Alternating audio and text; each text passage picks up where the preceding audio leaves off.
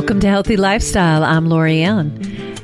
Here at Healthy Lifestyle, we are here to inspire, educate, and empower you to fulfill a healthy, emotional, spiritual, and physical life so you can feel empowered to live the life you have always wanted and dreamed. And we should definitely lift each other up with positivity and supportive. Those are the things that we look to do. Today, we have our great producer on, Michael Scudiero.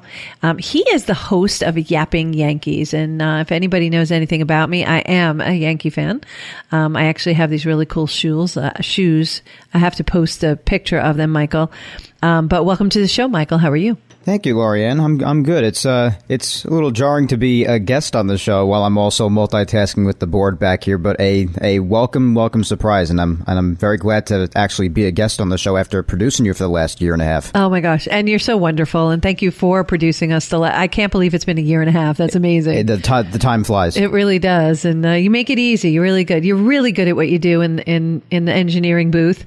I love what you do. And you make it look so simple, and I know it's not. There's a lot of stuff to do, and you just keep everything so smooth, and you're very, very calm. So you're a very nice calming influence whenever we're doing our shows, even when we have our wacky group, the N2s. They're really nuts when we have our food and everything like that. The only good thing is we make sure we always feed you. There you go. And since I'm Italian, that's very important, you know? Yes, it is. Well, sharing food is important. We ended up sharing my whole birthday party with anybody and everybody in the airport as well. So, yep. So we made my delicious cold cut little sandwiches between the two pieces of bread. It was delicious. Oh my gosh, yes. You were so cute. I loved it. That was great. So, host of Yapping Yankees. First, I just want to, I want to get into this podcast that you do. But more importantly, how'd you get into sports? Like, when did this happen? Were you young? Were you more of an adult, the age that you are now? Or I actually have a very surprising start to my story as a sports fan. Believe it or not, for like the first half, give or take the first half of my life, I actually despised sports.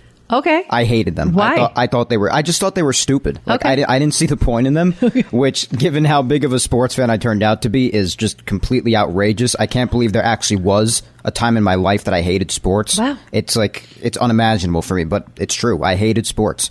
But I always still saw it on the television frequently, especially when we went to go visit my grandparents a lot. Right. My grandfather, who's since passed away about 2 years ago. Oh, I'm sorry. That's fine. Thank you.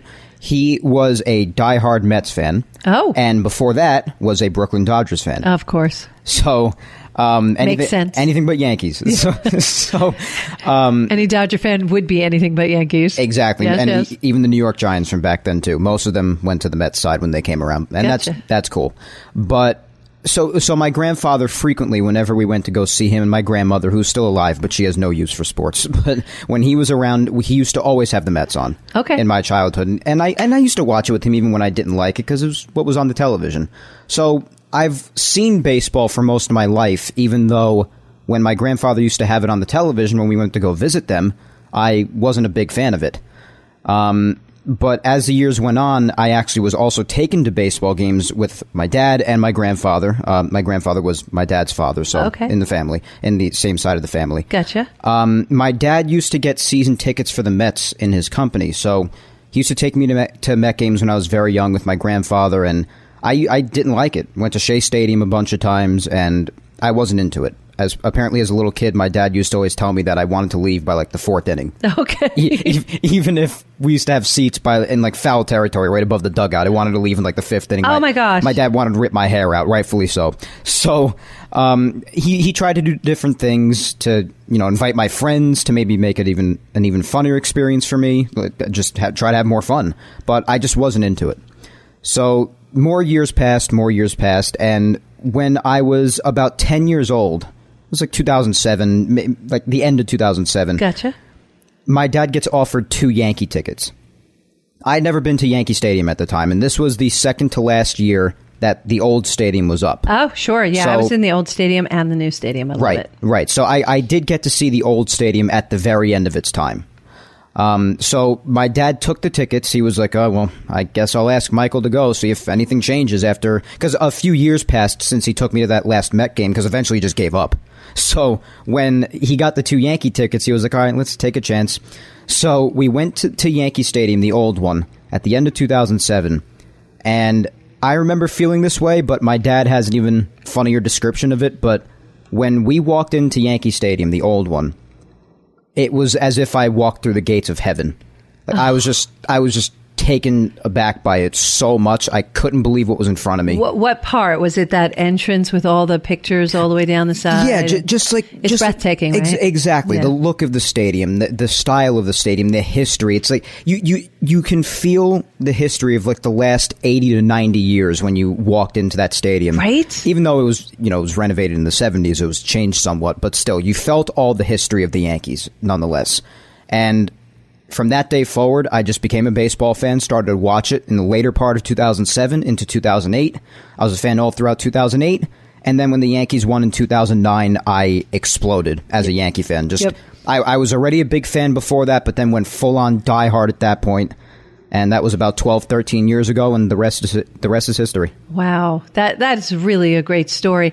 Did you go to the place where they have all the I can't think of Monument Park? The Monument Park. Did you go there? I did not. And you haven't been there since? No, I haven't. Because they moved it over. Yeah. It used to be in left center field in the old park, and in the new park, it's right in center field, dead center field. Yes. Yeah, I have great. I have not been in there yet, though. I've not taken that tour. I've got to get around to it. You need to take the tour. It's just you just get the chills. I know I did. And I'm not a huge sports buff, but I do love my Yankees. And I've just started acquiring the taste for football. And I've always loved the Jets. So I do follow them. I'm a diehard. I will root for any New York team if my Jet boys aren't getting their act together, which they haven't over the last few years, sadly. Right. But I think hopefully now we'll get a good coach in there that will help us out on that avenue. So yeah, I like the new head coach. Yeah, I like him. Yeah, I think we have a lot more promise. When the previous one came in, everybody was like, "Oh no!" Yeah, Adam Gase. Yeah, not a fun time when he with those eyes in his first introductory press conference. Oh my gosh! Right? That was scary. That was scary. Amazing. So you fell in love, and then how did Yapping Yankees come about? So Yapping Yankees was an idea that I had that began to formulate in my mind in my last semester of college. Okay. Which was the spring of 2019. Okay. It started to come into my head as an idea, just to keep something up as far as content beyond college after I was done. Yep. So in around January, maybe even December, at the very end of 2018, I just started to come up with the idea of having a Yankees podcast, because I could do a podcast on any of the 4 sports, but baseball's my heart. The Yankees are my heart. That's number one for me, and that'll never change, no matter how much I love the other sports too. Yes. So I wanted to do a Yankees podcast, and I knew that. And slowly over time throughout the spring semester, my final semester in college, I started to just put together like little ideas for the formatting of the show, started to brainstorm titles, maybe a logo even, tried to put some names together of people who I know are really good at putting logos together. And eventually just all the ideas slowly came together. Right.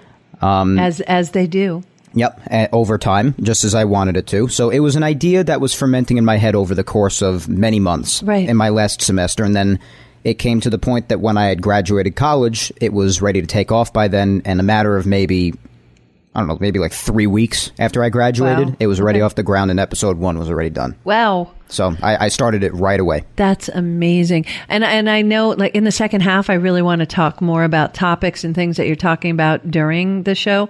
But now you end up working here at JVC Broadcasting. You're one of their engineers. You do how many shows for them?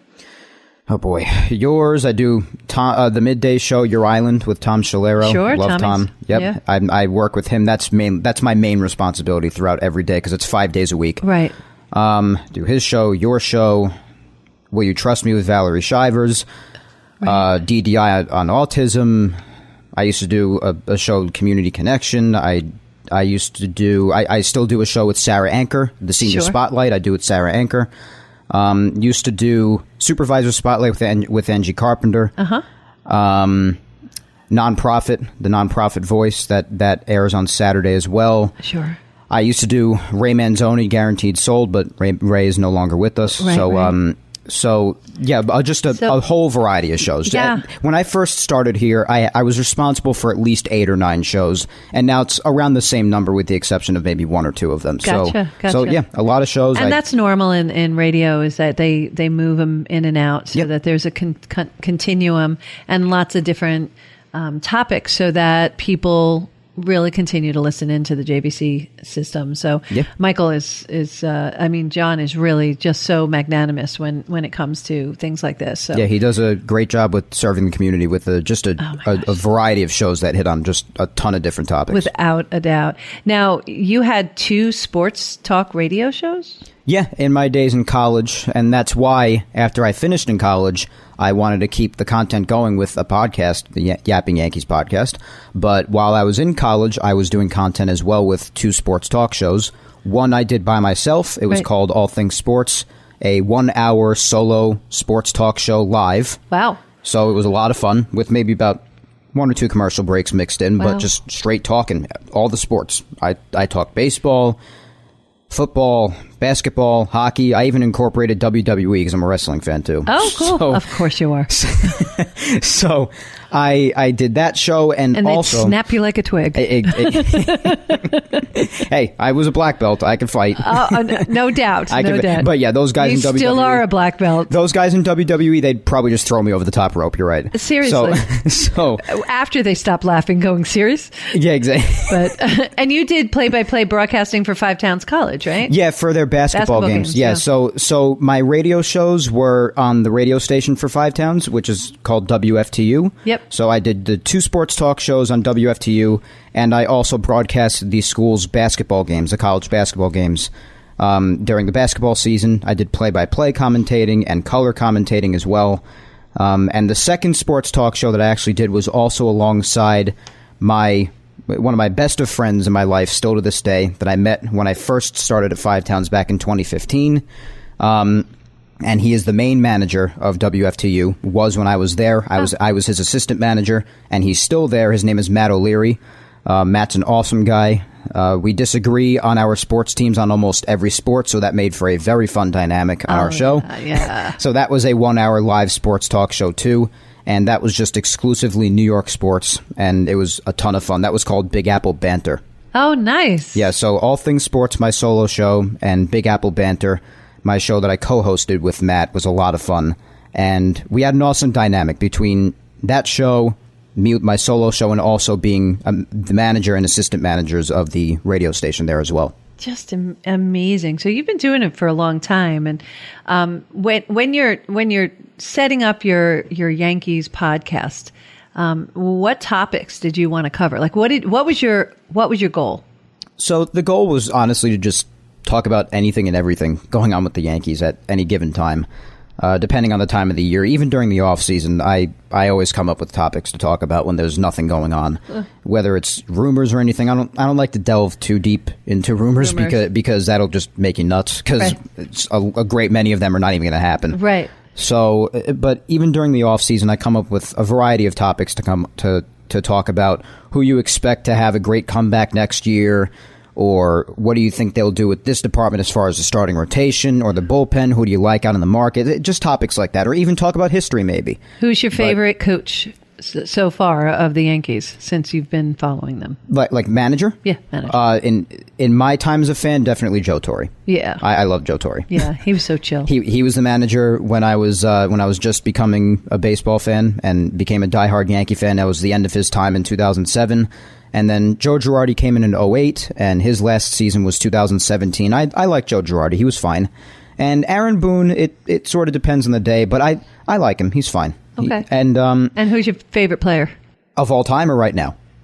We'll start with of all time. Of all time is Derek Jeter, hands down. Love Jeter. I do too. And Jeter? right now is Aaron Judge. Love Aaron Judge. Oh my God, isn't he amazing? Yeah, he's got to stay on the field more because obviously he has his injury struggles, and the best kind of production is availability, just being there to be able to produce. Yeah. And unfortunately, he's had his injury struggles since 2018. And if he stays on the field, his talent is unquestioned. Yeah. He's easily a top player in baseball. Yeah. So he's just got to stay on the field. But despite that, with his talent and also just his off the field decorum, how he just goes about himself, it's so Derek Jeter-esque, and I just love guys like that with leveled heads, and they don't let the craziness get to their heads, and they just get it done, and they have a really mature mindset off the field too. I really like it, without a doubt. Do you think the one thing I admired about Jeter, and this is one of the reasons why I really loved him. Well, he wasn't bad looking either, but that's besides the point. His family was always in the stadium. So I think that helped him keep level. And I seem to see a theme across sports. When mom and dad are involved, when family's involved, they do stay level-headed. The big sports brothers, they were same thing. Dad was in the stadium, in the stands, watching, making sure they didn't act the way they shouldn't act and things like that. So what are your thoughts on that?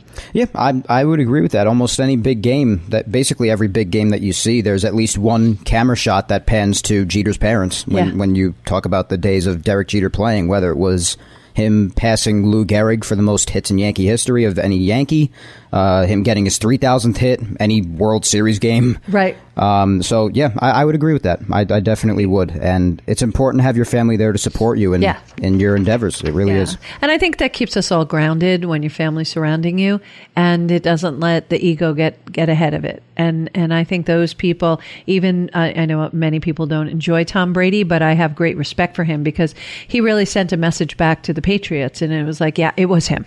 He had a lot to do with it because he turned this team around in one season and went right into the finals. Into the Super Bowl. Into the Super Bowl. So I mean, how do you do that unless you're really good at what you do? He's the best of all time. Yeah. He is. He's the best of all time. There's nothing else to add about it. And add that he's aged in this industry, and he's not done yet. He wants to play till he's 45. Yeah, I'm surprised. Isn't there another player who played till 49 just as good as him?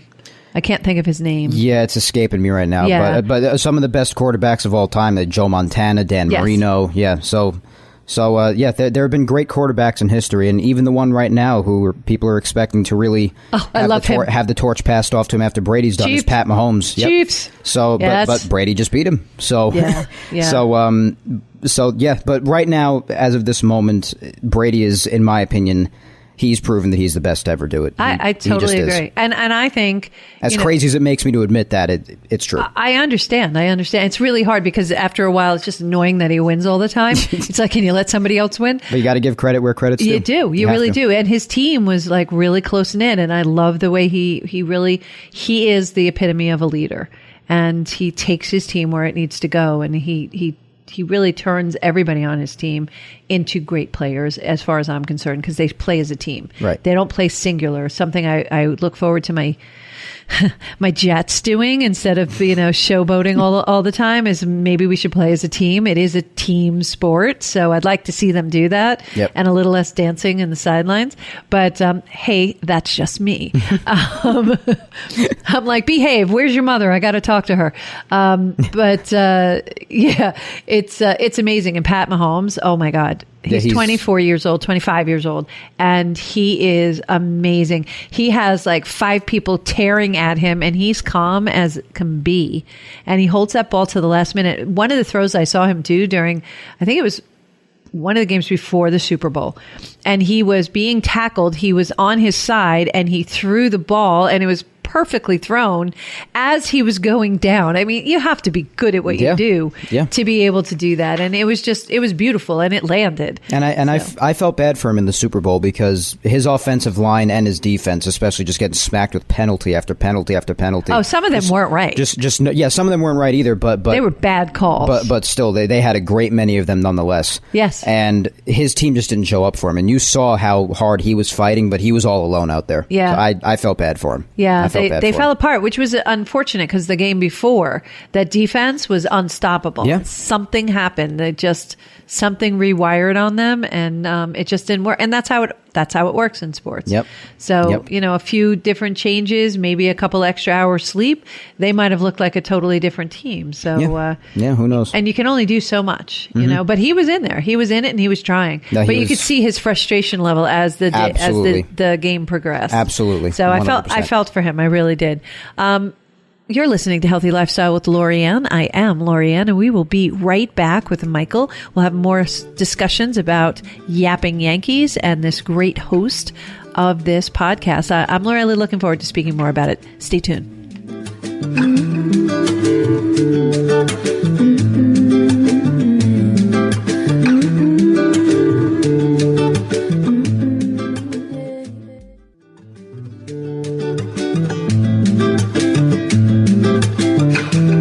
Welcome back to Healthy Lifestyle with Lori Anne. I am Lori Anne. If you have any questions, comments, or ideas you'd like to hear more about, please email us at healthylifestylewithla@gmail.com or follow us on social media at Healthy Lifestyle with LA. We got lots and lots of stuff up there going on, and just having a real good time with that. So, and feel free when we are live to drop us some comments during our live shows. So, Michael, you are the host and founder and brainchild behind Yapping Yankees. So why, the thing that keeps crossing my mind is why a podcast and not a live radio show? So I just thought podcasting would be a fun thing to take up right after college. I mean, I know I don't really have like a time limit on it, like whenever I want to stop doing it, or I guess just go on the fly when it comes to that. Right. But, radios, although that is definitely an aspiration of mine to be on the radio as a sports talk show host someday. Sure. You have to accumulate your experience and grow to that someday. Yeah, so one day iFan? What was that? One day iFan? Yeah. Yeah. That would be good. So and that's really what I'm doing in the radio industry right now, just accumulating my experience even more so after all the work I did in college. Right. And still doing my own work, which is also great on its own right, creating your own content on the side while you can. So that's and just keeping my broadcasting skills just really sharp for whenever that opportunity does come, whenever it may be. So podcasting just really seemed like a really good next step to take, like right after I finished college. Sure. Just a really fun thing to do on the side too, just talking about the Yankees, which is something I love to do. And I was already very knowledgeable in how to get my own setup from all the work I did in college. Very simple setup. Sure. I'm, very efficient at recording, editing, promoting. True that. All of it. Putting together my own format for the show. I learned how to do all of that with the 2 shows I had at the radio station in college. Right. So I just took those skills that I learned from college, applied it to my show, and I just thought for the time being, for however long it's to last, I hope it lasts for a long time and possibly even a profit can come out of it. That'd be even nicer. Monetizing your podcast. Exactly. Sure. Exactly. So if that could come out with that, and that's even better, and maybe I'll stick with it for even longer. But for now, it's just really a good next step, an appropriate one after my college graduation. And almost 2 years later, it's awesome to still be doing it. And it's just a part of me accumulating that experience to take that next step in my career, regardless of what it may be. I really like that about you, that you look at all facets of your industry, and that you're really trying to hone those skills and hone your craft while doing it. So having fun, doing a topic that you're so passionate about. You even have a shirt on today that's Yankee based. Yep. And I noticed that. You didn't think I noticed this morning, did you? But I noticed that. And I also love that you're bringing it to the next level. When you're watching, because you produce a lot of these shows, mine included, what are the major mistakes that newbies make on radio shows, podcasts? What do you see that's very obvious across the board? As far as mistakes people make, like when they're recording or going live or what have you? Yeah. Things I know one of the things is you got to have a topic. You need to know where you're going to go. You need to know what you want to express. And I want to talk about your format of Yapping Yankees in a second.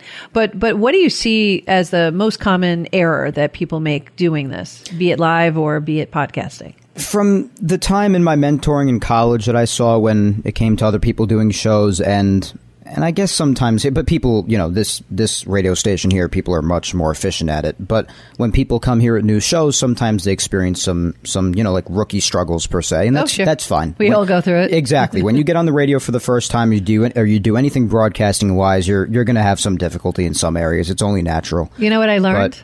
Don't take yourself seriously. Exactly. Have a lot of fun. That's the one thing. Because we're human. You got to show your human side. That is definitely one major thing. Some people seem to see it as just like a chore or a job or something to be extremely, extremely nervous about. Radio's fun. Yeah, it's fun. Like me and you, we're just sitting here talking, having a grand old time. Yeah, it's a conversation. Exactly. Yeah. We're just sitting around relaxing. A mentor of mine in college always put this sort of thing in my mind. He said, because whenever we'd be like around a round table and we'd be talking about our subject in our class, it was a broadcasting class, he said, just make believe it's just you and them like at the bar having a beer talking sports. Yeah. He's like, it's just nothing, just have fun with it. And that's exactly what I tell, not having a beer, but... Me neither, I hate beer, but it's just a sort of, example. some kind of a libation. Right. But I say that to my potential guests, and you see them, how nervous they come in, and I was like, I promise you, I will take good care of you. It's just a conversation. So we set them up with purpose to look, so I look right at them, and they have eye contact with me the whole time.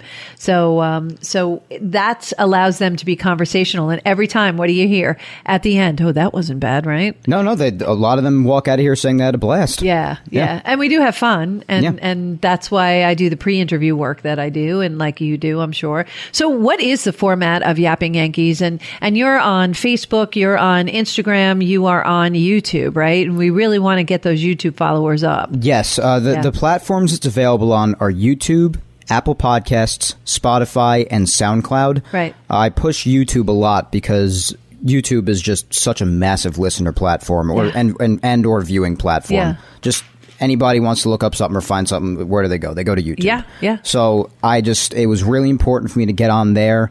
And I got onto YouTube about maybe 8 months after I started Yapping Yankees. I finally got it onto YouTube.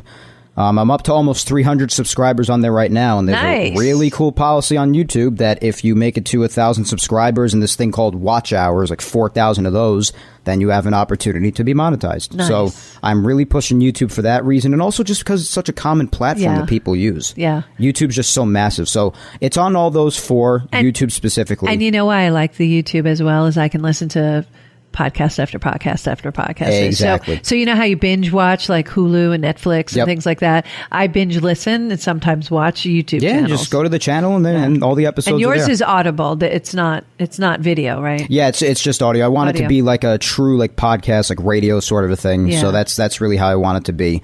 Weird, because you're in radio and you want it to be like radio. So strange. Yeah, I know. So weird, right? See how that works there. Weird how that works. I connected those dots all by myself. You did. But after it goes up on all four of those platforms, I try to blast it all over my social medias as much as I can, especially to Twitter, because I actually happen to have a decent following on there. I have a few thousand followers. Oh. I'm around 3,500 now, so...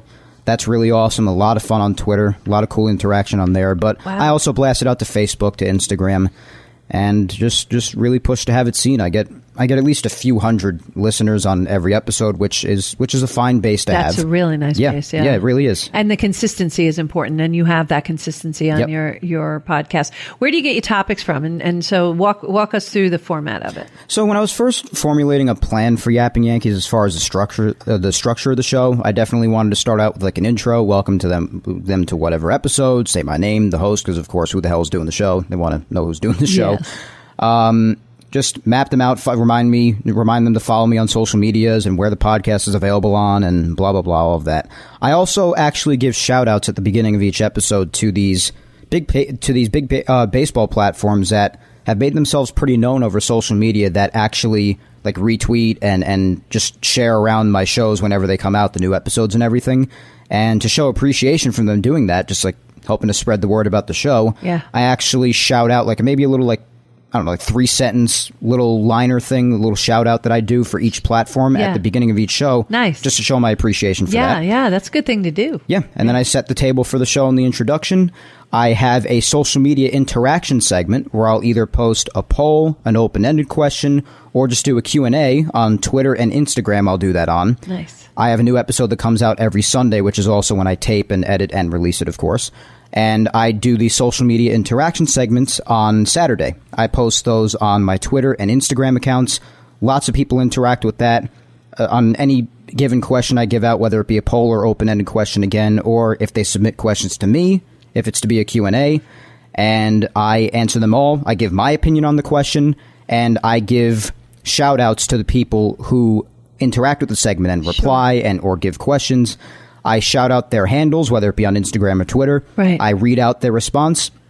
I respond to it. So it's in a way sort of like taking callers on a regular show, except you're reading responses on social media and responding to them. So a social media interaction segment, it's a lot of fun. That's cool. That takes up a beat of the show. And then after that, to round off the show, I have Yankees news, anything that goes on in the Yankee community that's worth mentioning, any news that comes out, any and all news. I'll run through it and give my takes on it. And during the season, this isn't the case during the offseason because there are no games, but during the regular season, I also do something called Weekly Recap. This is after news. This rounds off the show during the season, right, where I go through the games throughout the past week, talk about some of the big moments, talk about the scoring plays and what I thought about certain things in the games. That segment's usually a little quicker. During the playoffs, I delve even more into them because it's even more important in playoff time. Of course. So the Weekly Recap gets even more attention in those shows.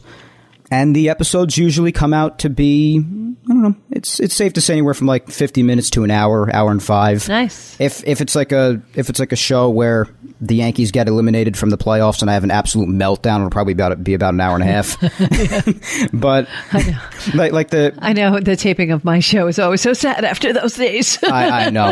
After the Yankees got eliminated by the Rays this past offseason in 2020, that episode was probably about an hour and 35 minutes. It was a long time, but it's entertaining. A lot of people like when I rant, evidently. Yapping Yankee ranting and meltdown. Yeah. So that's really cool. Do you when's opening season? Opening day. So opening day for the regular season is April 1st. Okay. And actually tomorrow on the 28th, there will be the first Yankee spring training game. So exciting. Exactly. I always wanted to go down to Florida. I did too. I've never been to a spring training game. Oh my gosh, you have to. Yeah, I have not been. It's not going to be this year because of all the craziness. And you need to podcast on site when you do that. I would do that. Okay. I bring my equipment. That's awesome. You need to do that. So we need to make that happen. Yeah, I would do that. Yeah. But yeah, so I've never been to a spring training game, but nonetheless, I'm so amped to finally see the Yankees back on television tomorrow in an actual game after all these months. This is like one of my favorite times of the year, hands down, when baseball returns. There's spring on the horizon, better weather coming, especially after all the stuff that's happened with the snow and just nonstop. It will not stop. So, well, that's good for my skiing. Not so good for me having to go to work. Right, exactly. But seeing the Yankees back on television and baseball kicking back up again and getting back into gear, it definitely helps the mindset to sort of escape the dreadful winter. Yeah. And I just can't wait to see him play again. I'm cautiously optimistic, like I am with every season, because I just hate having my heart broken. But understood. But what's your prediction for this season? You think they're getting their act together this year? I really do. They did a solid job acquiring depth this past offseason. Got a lot of good pieces for the bench and guys like Jay Bruce and Derek Dietrich, which is like a secret signing that was just announced a couple of weeks ago. They addressed the starting rotation with Kluber and Taillon, although those guys come with risk, but they have enormous upside to them. But they do have risk with recent injury history, but I have high expectations for them. I think they're going to work out really nicely. Yeah. They addressed the bullpen by getting Justin Wilson back, really solid sidearm right-handed veteran Darren O'Day. They re-signed DJ, which was very, very important. Yes. Probably the most important thing. Rounded it out, right? Rounded the team out. Absolutely. Yeah. It was imperative that they get him back. So they did quite a bit of work this offseason, and they were very financially efficient in doing that because the owner, Hal Steinbrenner, son of very famous owner George Steinbrenner, imposed the luxury tax threshold where he didn't want the team to spend over $210 million with the payroll this year. And Yankees general manager Brian Cashman did a very nice job with staying under that payroll and still doing a lot of work this offseason. Yeah. So I'm pleased with their offseason. I'm cautiously optimistic because I hate getting my heart broken, so I'm just mentally preparing for that. No, I think they're going to deliver for you. Michael, I think they're going to deliver. I want you to have a positive mindset. But yep, I was about to add that this year, though, I really do believe that they have the pieces to win the World Series. They just really, and this cannot be stressed enough given what's happened the last few years, but they must stay healthy. Yes. Just stay on the field and you will see what this team can do. Yeah. Just stay on the field. Be healthy. That's what I'm hearing. That's what I'm hearing. Yep. Oh, wait, I heard it from you. So yeah, no, it's great. I'm really looking forward to it too. Like you, it sets off spring. It's exciting. I love watching them play. I really do. I love going to the stadium. Even just watching them warm up in spring camp when they first report. It's amazing, right? Just like doing batting practice. Yep. It just gets me so hyped up. And that starts tomorrow. So spring training games tomorrow. Yeah. Yep. So I know what you'll be doing tomorrow. Yeah, I'm going to be recording the show and watching the game while I record and having a great time. That's what I'll be doing. That's excellent. I love it. I love it. I love it when you have a good time. You're really talented at what you do, Michael, and I don't just say that. I really mean it. You know, you've been amazing here. Love your podcast, Yapping Yankees. Again, where can they find it on YouTube? You can find it on YouTube, Apple Podcasts, Spotify, and SoundCloud. There's a new episode every Sunday night. You can obviously listen to it at any point throughout the week that you want until the next episode comes out the following Sunday. But it is, I assure you, if you are a huge Yankee fan and you want your dish on everything Yankees and you really want a lighthearted, fun podcast, but yet very informative podcast to listen to, then Yapping Yankees is your go-to. Go ahead and listen to it, and I assure you, you'll have a great time. What's your why? You know I ask everybody this question. My why is because I have so much passion and love for the Yankees. I love also just giving people fun content to enjoy when it comes to the Yankees. I love just providing people with fun Yankees talk, fun Yankees discussion.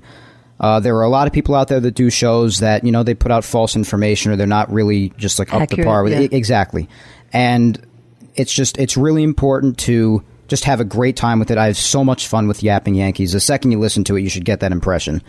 And I love talking about the Yankees so much. And also, this is what I hope to be a bridge or a step on the high staircase that should be the pursuit of my radio career, whether it be a sports talk show host, whether it be through this podcast, if it's to get like legit monetization someday, right. If it's to commentate with the Yankees maybe someday, which would also be that unreal. Would be great. Yeah. So just whatever it leads to, because I'm put that on your vision board. Yep. I make plans, but not too specific because, you know, life can throw anything at you and it could just throw things off in the matter of a second. So, well, the best people who are prepared for change are fluid. They're able to go with the waters, you know, right. They ride the tide. So, and that's definitely what you do. But I would definitely put that on your vision board and have that as something, as an affirmation every day of that you are somebody who's going to be announcing for the Yankees. So I look forward to seeing that. I really do. That'd be awesome. I also look forward to sitting in the box while you do it. Yeah.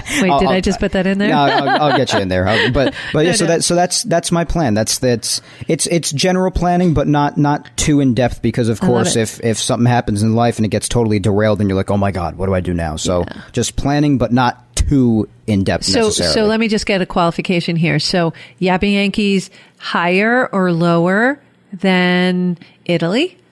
Oh boy, that is an unfair question. Higher, lower than food? Good food? Tough ones. Aren't these tough ones? These are all your passions. Asking an Italian these questions is so unfair, Lori Anne. Yeah, I love it when you start speaking Italian. And so unfair on so many proportions. But how many times have you been to Italy? I've been to Italy 9 times. Nice. I went in 2000, 2003, Favorite 2010. place? My grandfather's town, where we stay. Which is? It's called San Giorgio Lucano. It's in the region of Basilicata. It's right above Calabria. And that's where my grandfather grew up. And that's where we stay mostly for the trips that we go on. And that just, my heart is there. I love that place. I feel close to my grandfather. This is on my mom's side now. Right. My mom's dad, who also passed 10 years ago. I feel close to him when I'm there. It's just, I have tons of friends and family there. Lots of each. Lots of friends, lots of family. It's a different feeling over there, isn't it? It really is. Yeah. Like it just like my mindset and everything when I'm there, it's so different and I love it there. It's just getting away for a while, just being in the mountains and just really in the agricultural true part of Italy. Yeah. And I've been to the big places too, like Rome. I've seen the Vatican. I've been to Venice. Like I've been to the big places worth noting, but also just being in the agricultural, just the legitimate, just part of Italy where you're away from everything. Really, where Italy is truly Italy. There's just something so beautiful about it. Yeah. I love it. Favorite gelato flavor? Panna. It's basically vanilla. Vanilla. Yeah. So, but because vanilla is my favorite ice cream. Yeah, me too. Yeah, me too. I love it. Yep. Yeah, that's good. But I also like the lemon. I don't know.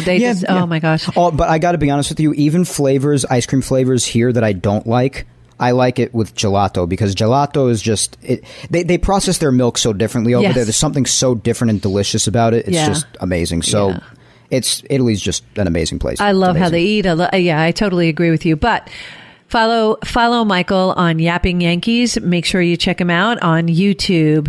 Apple Podcasts, Spotify, and SoundCloud. And also follow me on social medias, please. My Facebook fan page is at Mike Scudiero NY. Scudero's Scudiero. I know a lot of people have trouble spelling that. It's true, and it'll be up here on our Facebook. So if you don't know and you didn't spell it right, you could just do that. Just Google the Yapping Yankees. He comes right up. Yes, and Twitter is at Mike Scudiero, and Instagram is Mike Scuds97. Oh my gosh, Michael! Thank you so much for being on and sharing this with us. Oh, and thank you for having me on, Lori Anne. Absolutely a pleasure, Michael. Awesome doing this and multitasking with producing the show too. You're good at it. You're good at it. There wasn't even a skip here. Thank you all for joining us today on Healthy Lifestyle with Lori Anne. My heart is always lifted, as is Michael, for spending our time with you and that you choose to do this. You have a lot of choices in the world, and to be here with us means a whole lot to us. So you have a very great week. We will see you next Saturday, same time, same bat channel. In the meantime, thank you for joining us on Healthy Lifestyle. I am Lori Anne Casdia. Until next time, play a higher role, serve a higher purpose, show up for you, and show up big.